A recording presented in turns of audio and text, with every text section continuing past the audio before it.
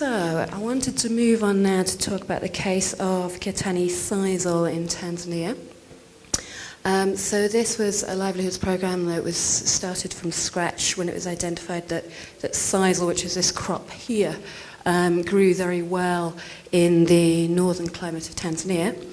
It was also identified as a good crop for women because it was a relatively new crop to the area, so the opportunities to grow it hadn't already been monopolised. Men weren't already engaged in the production.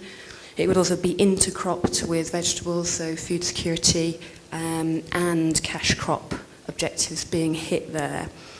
And it was recognised that through doing the market analysis, there was an increased amount of money to be made in the processing of sisal. Sisal is quite a tough fibre and needs to be put through machines, which then turns it into the dried fibre that's used to make bags, ropes, and all sorts of products.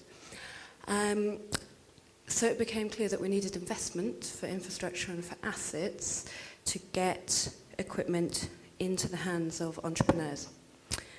And Kitani was a medium-sized processor and exporter in the Tanzanian value chain, with increasing demand for sisal product. And through a process of negotiation, so again that was Oxfam and its partner playing a facilitative role, they were persuaded to give loans to individual entrepreneurs, not massive loans, kind of around $1,000 sort of a mark, for the purchase of processing equipment.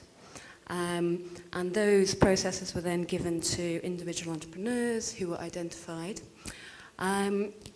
This relationship hasn't necessarily gone smoothly, and I think that's one of our key lessons about private sector engagement.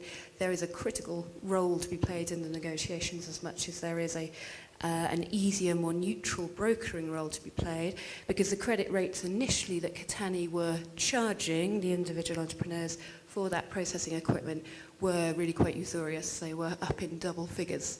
So there was a process which took around 12 months of negotiation to get that interest rate down to around the 5 or 6% mark, which is much more commercially acceptable.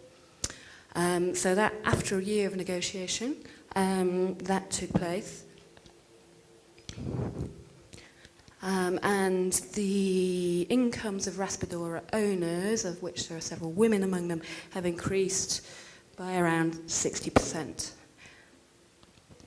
So an example there of the value of moving women further up the value chain and out of primary processing. A great example of the role of Oxfam Partners in playing that facilitating but challenging role as well as brokering. And about the length of time I think that can take, which I'm sure is no new message to the people in this room in terms of what it means when you're about to engage in a relationship with companies higher up the chain. But I think two examples of the benefits that can result from doing that.